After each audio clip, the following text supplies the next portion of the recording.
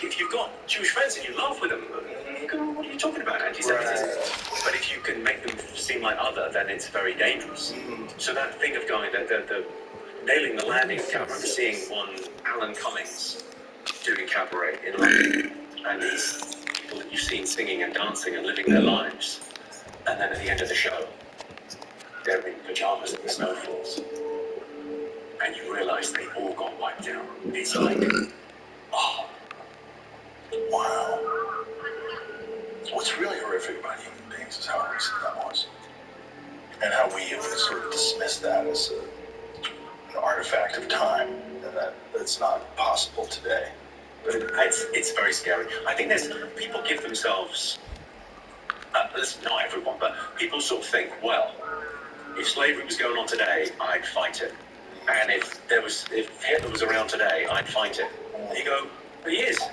There is. There's 40 million slaves currently in the world. Yeah. More slaves in the world right now than during 1865 when they abolished slavery. It's horrific. And you look at North Korea. If you want to see the best example. If you want to see a state where, I mean, we have very little news from there. Very few people get out. The ones that do, it's horrific. Georgia was 1984. It's happening right now. Yeah. I mean, I kind of thought that was like an interesting idea. America's original sin is slavery, and there's no way to change the past. One thing you could do, work out reparation. Work out what to do with that, but one thing you could do is make America's foreign policy. Why don't we just stop slavery? Who couldn't get behind that? Right. Globally, to say we just got an incredible military. There's injustice going on in the world. That idea of being a world policeman, I don't know. I mean, freeing slaves, you could disagree with that. Well, we've got another case against it. The problem is that you're addressing the way the United States interfaces with the world. You're just trying to do good. That's not really what happens when this whole empire building. What's really going on is controlling resources and coming up with some reason that you have to intervene in order to acquire these resources or control these resources or protect your resources. I think it's, what I mean, that is short money. Short money is what's a resource. There's things that resources there won't be in 20 years. The biggest industry in the world was in 1900. Beans. Very close. I'll give you a C. Whaling was the biggest industry in the world in 1903. And whaling disappeared overnight. Like in a year and a half, it was gone. Those towns were just emptied because the whale oil wasn't required. Because suddenly he discovered petrochemicals. Petrochemicals was really the thing, oil, electricity, medicine, plants up to 10 money. And it's really interesting how that industry just fell away. It's like the story of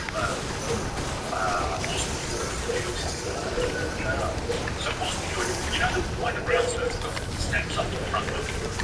You wonder about that? Why is the ground floor not the ground floor? Why is it up steps? Why? Horseshit. Really? There was horseshit everywhere. They've always got those metal scrapers by the side of the to get the horseshit off. You know, the old movies, they were talking about smelling salts. There's a lot of references to smelling salts. Yeah, the smell was horrific. If a horse died in the street, you had to wait for it to amplify, to cut it up and take it away. New York was assailed, cobble streets, metal wheels on the cars. There were horses everywhere. So they made a law to say, right, horses, we're going to put a tax on them. Change anything. Made another law the next year with doubling the taxes. Right, we're going to do a thing with, we're going to say, if you have a horse, then you have to do this, you have to do that, whatever it was. Kept on. And what's happening? Henry Ford. Cars kept on. Oh, there's 5 of them left in Central Park. All gone in no time.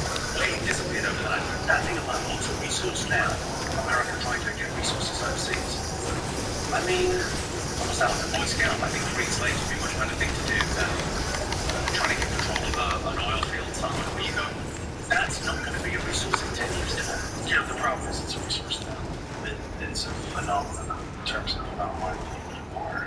I mean, cobalt wasn't a resource 20 years ago. And now you really need cobalt. And suddenly, the things that are happening to get it are just horrific. Yeah, I had some dark car up.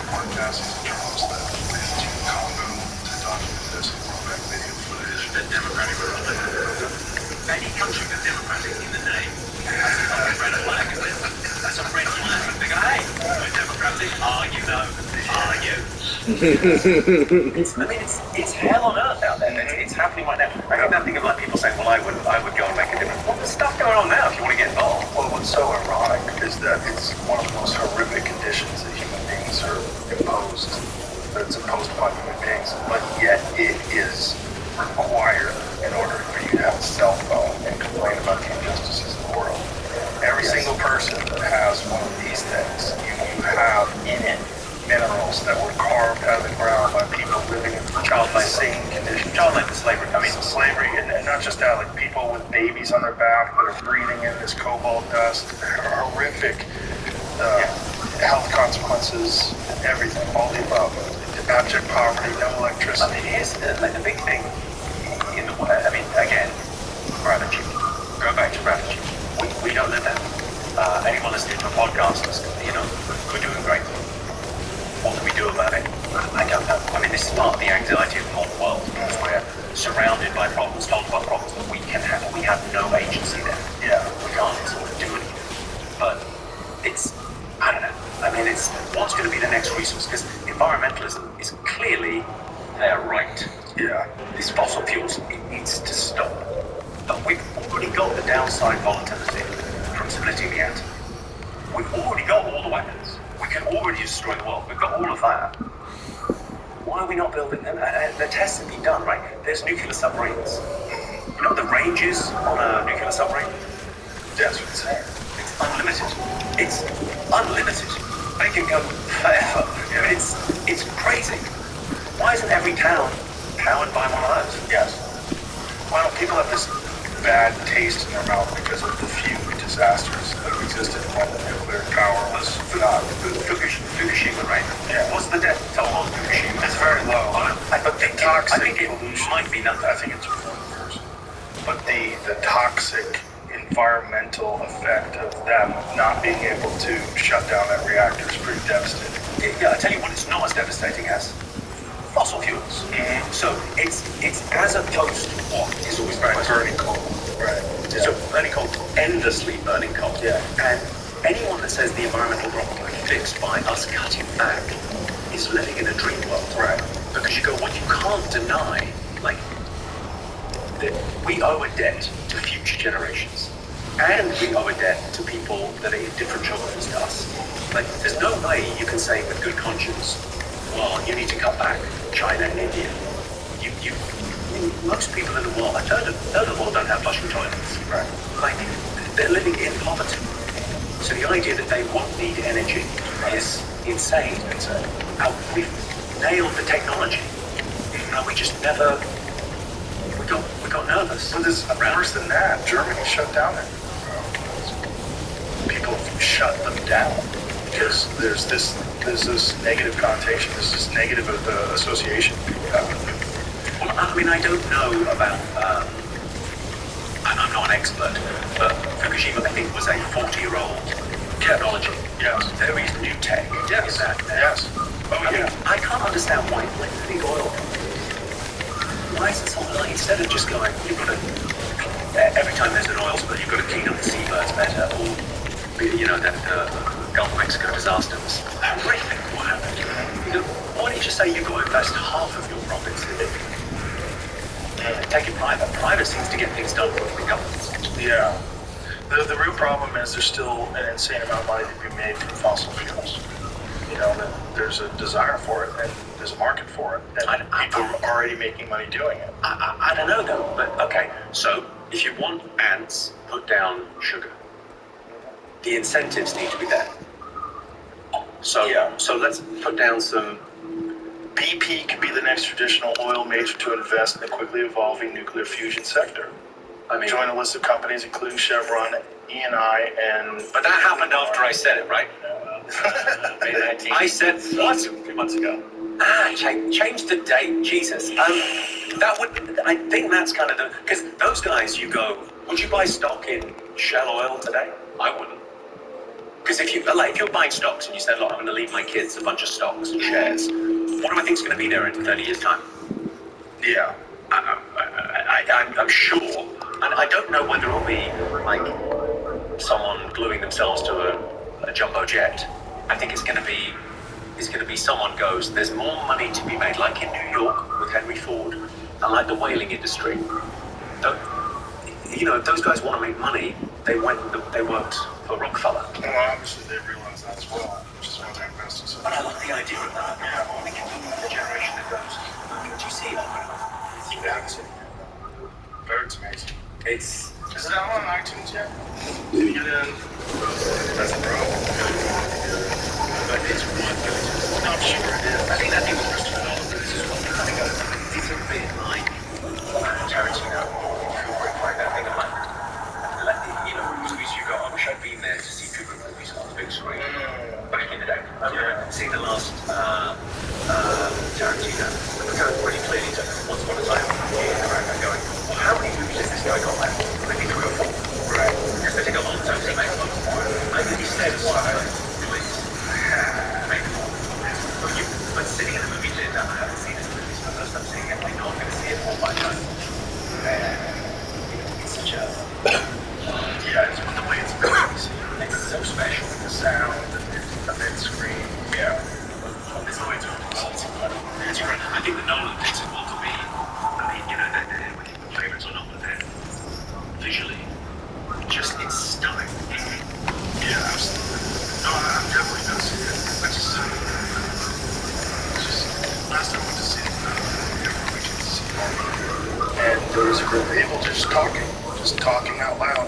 Right. And someone had to shut them up. And just a lot of people were frustrated before they shut them up. And, you know, it's like that thing, rude people. It's tricky that, like, do you intervene or not? Right. Like, you can see fights. People get fights at this night, and it's not worth getting in a fight over the gun, especially if you're telling someone on the gun, oh, guys, like, sometimes you get it in comedy shows where you go, I've done it before, where we went to see a show in the West End of London, and a lot of people at the show had never been out to the theatre before, because it attracted a broader audience. And like, so people were on their phones, and people were kind of chatting a little bit, and you kind of went, okay, but they're learning this thing. Like, no one's expected to get it the first time.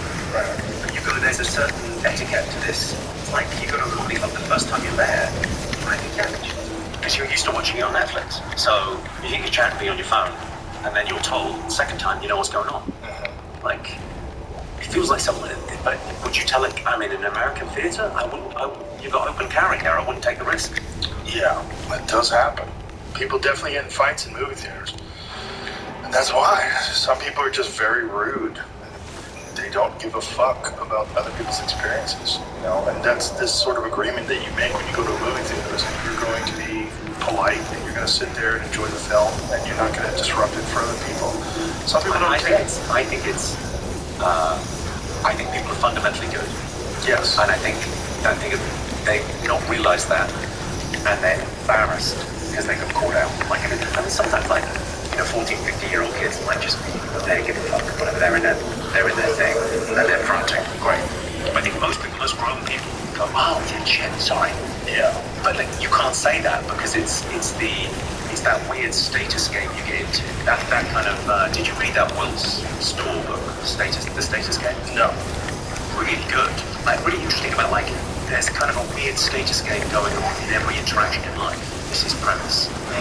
So yeah, there is, like, there's that weird thing when you go to a coffee shop or a coffee, someone comes in after you, and they get served their coffee before you get yours. What the fuck is going on here? Right. That weird reaction of going, you're never going to see them again. You don't know who this is. And somehow, yet, you're annoyed and perturbed by that because our egos are quite fragile. But realizing we're in those status games all the time. So that thing of like why fights in cinemas, because there's a weird status game going on with a perfect stranger you're never going to see again. Just silence, you know. But that thing of making martial arts or whatever, and I think that thing that teaches kids should really be, again, we should teach comedy skills. I think martial arts would be a great shout, because the guys I know that have done that very rarely get into fights. Yeah. It's very rare. It would stop bullying. Believe it or not, it sounds counterintuitive, but most bullies bully because they're insecure. They want other people to feel bad so that they feel powerful, because they don't feel powerful. And if you could just teach them martial arts, they wouldn't do that. Most of them. There are a few. Yeah. But that's always just gonna be there's just such a spectrum of psychological issues that some people have.